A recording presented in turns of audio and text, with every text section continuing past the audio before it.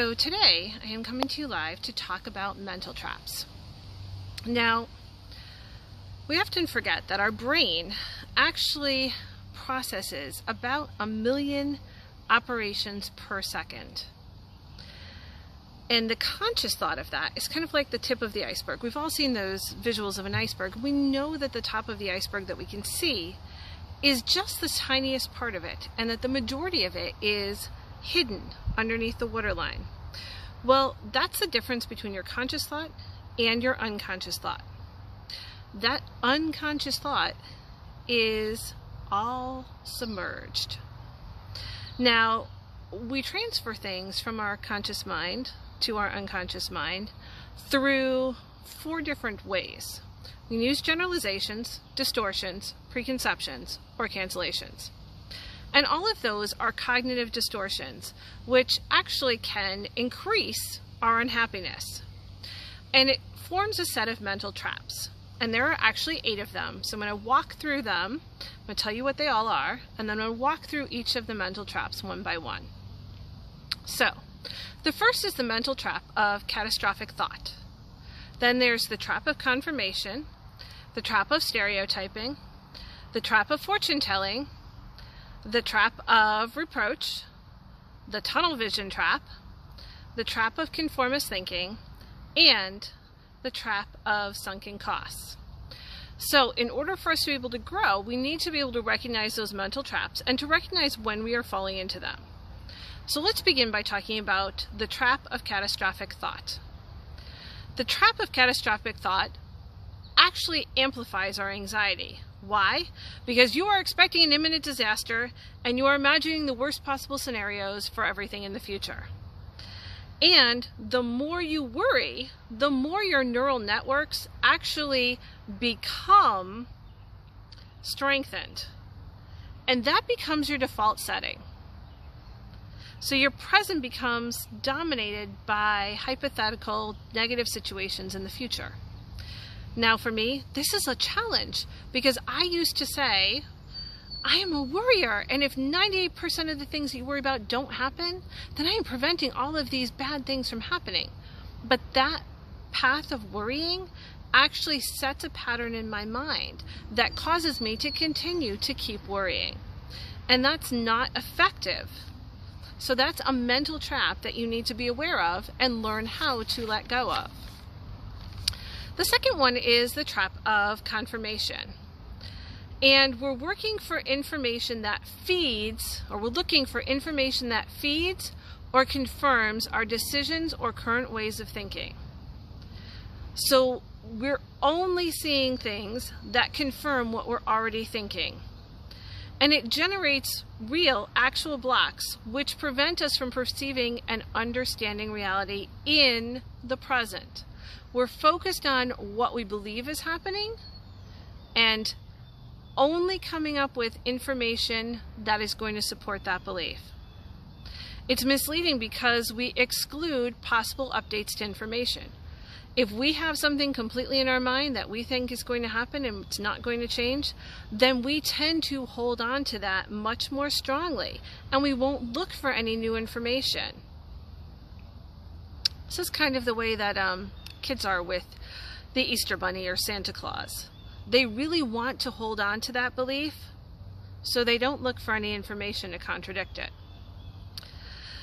Stereotype number 3 is the trap of stereotyping. And in that case, judgment comes without any relevant information in an unconscious fashion based on our prior learned mental patterns. Okay? So we are seeing this all over the place now being brought to our attention because many people stereotype based on a person's gender or a person's height or a person's weight or a person's clothing, and we make decisions about how we're going to think based on perceptions from the past. Fourth mental trap is the fortune teller trap.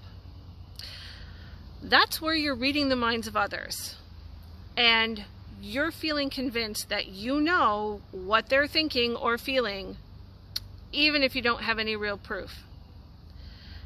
Unfortunately, this tends to lead to anxiety and depression. For example, if you are the person who is always worrying that, thinking back to school days, because I'm a teacher, if you're the kid that's in class thinking, my teacher hates me, my teacher hates me, my teacher hates me, chances are you're going to believe that your teacher hates you, even if that is not the truth of the situation. Number 5, the trap of reproach. That's where you're blaming other people for your pain or problems. And that's kind of what holds you back, because the only thing you can change is yourself. The event has already happened. So, if I crash my car, that event has happened. And whether or not I take responsibility for my role in that action, or I blame it on somebody else, the crash has already happened. There's nothing more I can do about it, except, deal with the insurance company and go out and buy a new car. So that trap of reproach and constantly being in that habit of blaming others is something that's a mental trap, and it keeps us from growing as ourselves and from owning our own actions. Trap number 6 is the tunnel vision trap. This is where you look only at the destination of where you're going without enjoying the journey. You're seeing only the end of the line, and you're excluding all sorts of possibilities and options that can be useful, especially in times of crisis or emergency. You're basing your satisfaction on future events, and you're not happy today. I've been reading a book about habits, and in that book about habits, he talks about the difference between saying, I want to read books, and I am a reader. It's the idea of focusing on the outcome, is what he's saying. But in this case, you can't just focus only on the outcome to the exclusion of everything else. You have to do the things that you need to do in order to get to that outcome. Don't miss all of the other things along the way because you're so focused on the outcome. So that tunnel vision trap can really pull you back. Trap number 7 is the trap of conformist thinking. That's where you lose yourself in what everybody else is thinking. You're only paying attention to the thinking of others. You're accepting the feelings and beliefs of others as your own, even when they may produce harmful feelings or behaviors in us. It may impact your ability to see a different perspective. This was something that I struggled with a lot when I was first teaching. I was always trying to do what my mentors told me to do, even if it didn't work with my style and my knowledge of myself as a teacher. I was working so hard to be what I, like them, to be what I thought they wanted me to be, that I lost myself in the process. And that's a mental trap that took me a long time to find a way to move away from. The last mental trap is sunken costs.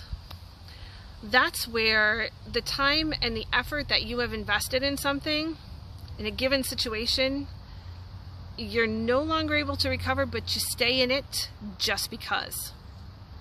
For example, you keep pouring money into an older car because you've already invested so much money in it and you need it back on the road, even though logically it isn't the most intelligent thing to do or even the best choice in that situation.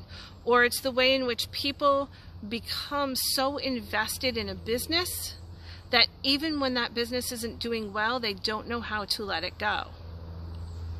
So that leads us into error. It's what causes us to persist in a business that would be better to abandon. Now, that doesn't mean I'm saying give up easily, because that's not what I'm saying either. I'm saying don't get so lost in the investment that you forget who you are and what's really important to you. Do not persevere either by refusing to acknowledge your mistake. If you made a mistake and you got yourself into something you shouldn't, own the mistake. Owning us allows us to move past that condition and to move forward in the present. And that's the whole idea of knowing what the different mental traps are and being able to move past them, is that sometimes you absolutely get so caught in what you're doing that you are unable to change and to move beyond those patterns and pieces that you were stuck in. And so today, as we close up, consider those cognitive distortions and how they increase your unhappiness. Watch out for the mental traps. The trap of catastrophic thought, the trap of confirmation, the trap of stereotyping, the fortune teller trap, the trap of reproach, the tunnel vision trap, the trap of conformist thinking, and the trap of sunken costs. Thank you so much for watching this video, and if you have any more questions about mental traps and how to work your way out of them, drop me a message or drop a comment below. Thank you so much.